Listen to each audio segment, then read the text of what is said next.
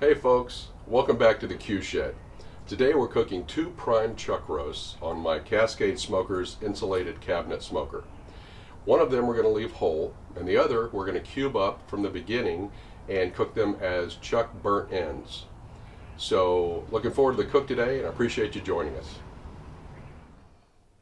So I've decided to do my prep work inside today because it's kind of cold outside.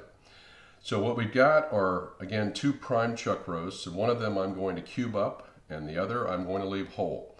And we're going to use a 50-50 kosher salt and coarse black pepper rub on them, and for a binder I'm going to use Worcestershire sauce. So as you can see, there's plenty of beautiful marbling in these chuck roasts. The advantage of getting prime.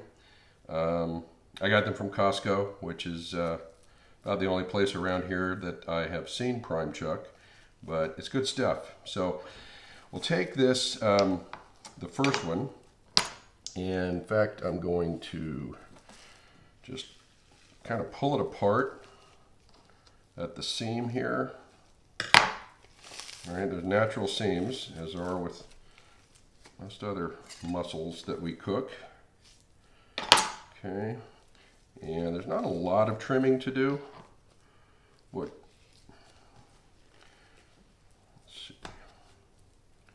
Most of this will absolutely render down in the cooking process, so I'm not going to do, I'll cut off the sort of the sharpest edges, the thinnest edges, because all they're going to do is burn up. So you do want to be careful about that. But I think most of the rest here I'm going to leave and just cube it up. So about that size. Okay. Here I'm going to take off this extra bit of fat here.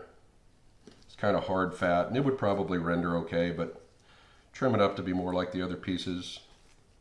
A little bit of silver skin here. That's the kind of thing you probably want to take off. Just don't want it to be tough or chewy when all is said and done. These are about the perfect sizes that I'm looking for, actually.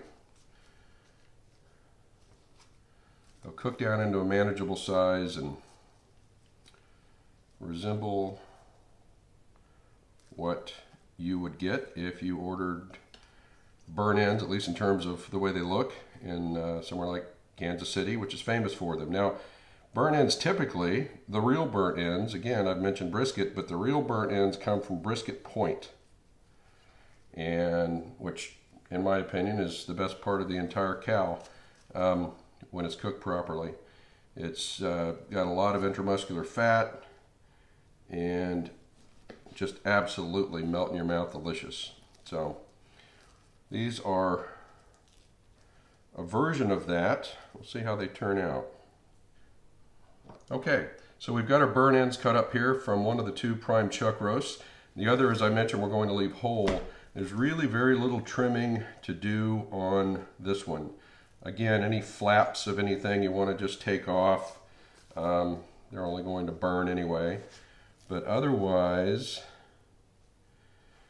maybe a little off the edge here.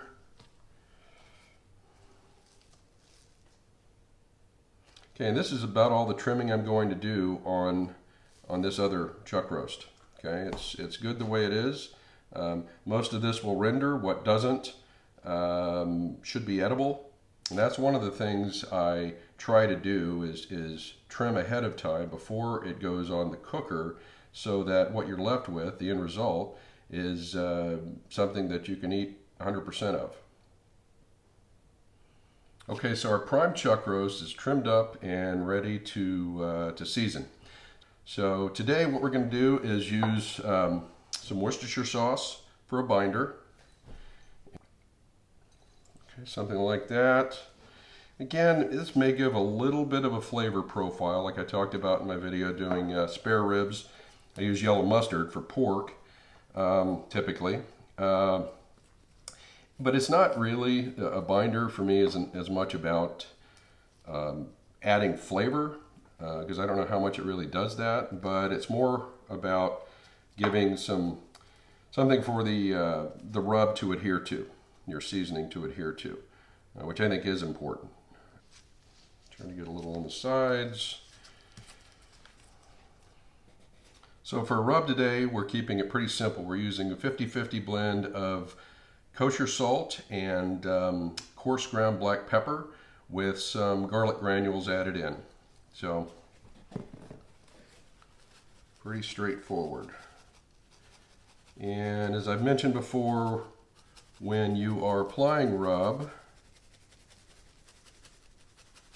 you do want to make sure that it stays mixed up properly. So, because otherwise the heavier granules like salt will tend to sink toward the bottom.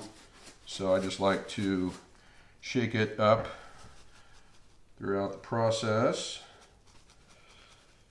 And so another thing to mention here is that when you're applying rub to any cut of meat, the amount of rub or seasoning that you put on, I think, should equate to the size of the cut. So here we're leaving this one whole. It's a nice thick piece of meat. You can go heavier. In fact, you want to go heavier. Smaller pieces like this, I've gone lighter because you're going to have rub on all four sides, and it's going to be, you could easily over season something like these. So I don't want to do that. I want to get the sides as well.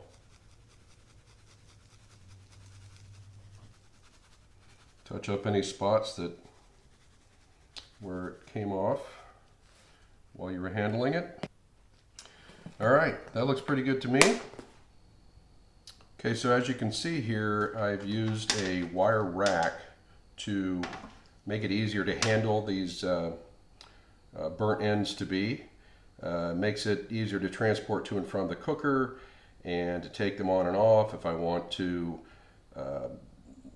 sauce them later or what have you. So, and before I put it on there, I did spray it with some olive oil. Sprayed the wire rack with some olive oil just so that they don't stick. So with that, we are ready to get out to the cooker. The pit is up to temp, and I'll see you outside.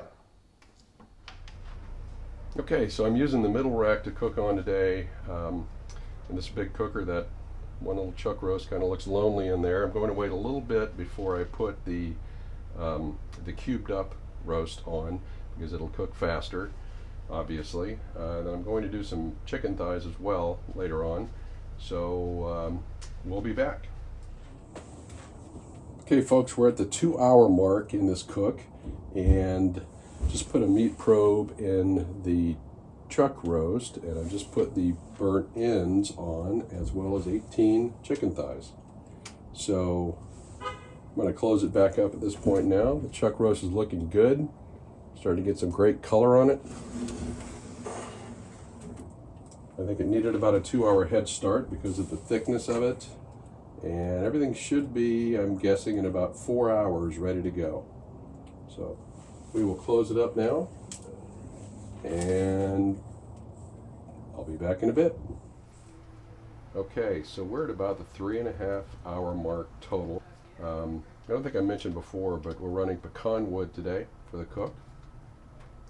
5 good-sized chunks buried down in the charcoal. By the way, the internal temp of the chuck roast is 179 degrees right now, so I'm going to wrap it. So I'm going to treat this chuck roast the same as I would a brisket. I'm going to wrap it in a double layer butcher paper. Now that it's taken on about all the smoke I want it to and the color's good, it's come out of a bit of a stall for about an hour or so. It was stuck around 164, 65 degrees. Started to climb up out of that. As I mentioned, now it's at 179, so it's a good time to wrap it. So I'll show you how we do that. As you can see, this color is really good. Nice dark mahogany color. You can see the crust formed by the black pepper and the rub. So I'm liking the way this is looking so far. So when you wrap, you want to wrap tightly. You can wrap this in foil as well, but I like using butcher paper for beef in order to preserve the bark.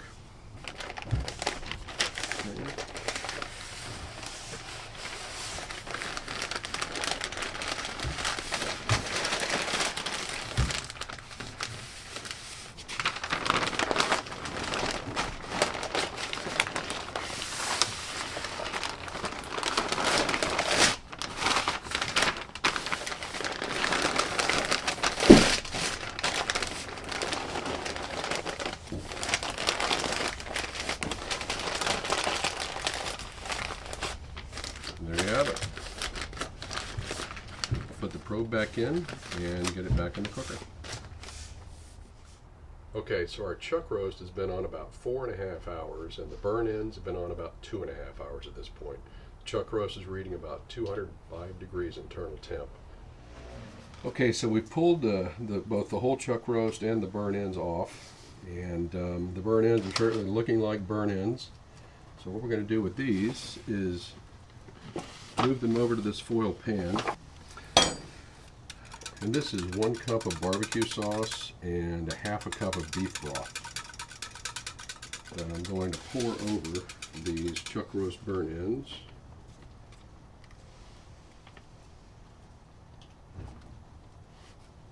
It's going to act as a braising liquid, so it'll carry on that good beefy flavor that the chuck roast has, and add a little barbecue sauce flavor to it as well. Stir these up. Okay, so I've got the burn ends covered, and they're going to go back on the smoker now for probably about another 1.5 hours. Here's a chuck roast, and again, it was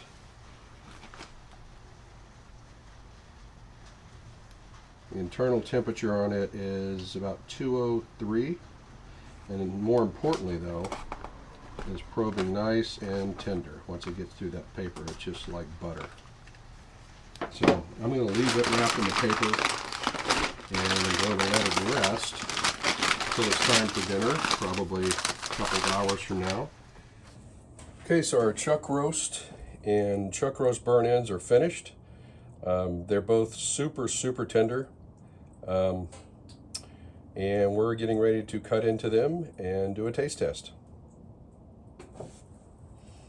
So first I want to try one of these burnt ends. Go for this one here. So again, these were braised in a mixture of sauce and beef broth. You can see they're just pulling right apart.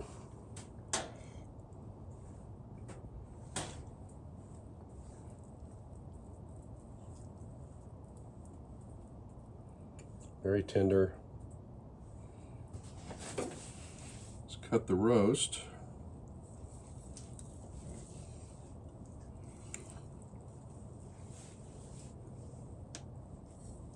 Slicing it about like brisket, roughly 1/4 inch thick. Looks good. Pulls right apart easily.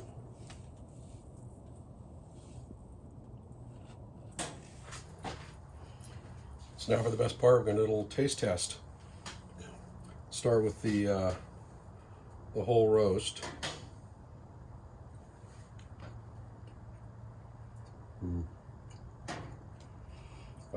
The salt and pepper, garlic powder rub is just right, I think, for beef. Nice, bold, beefy flavor. Exactly what you'd expect. Let's try the burn end now. Again, this was braised in sauce.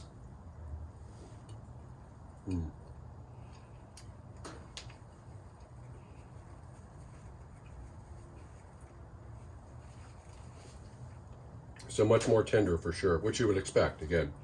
A lot more flavor as well. Again, because they were cubed before they went on the smoker, so you're getting 360-degree smoke and rub on each little piece. And then we braised them in sauce and beef broth. So.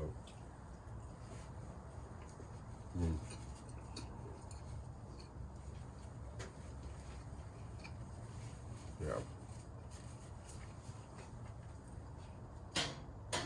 Those are really, really good.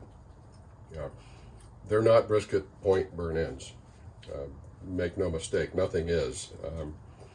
So they're not a replacement for those, but on their own, they are very, very good. And as I mentioned earlier, chuck roast is simple, it's relatively inexpensive, it's forgiving, it's easy to cook. I think it's a great first thing to try, first meat to try if you get a new smoker,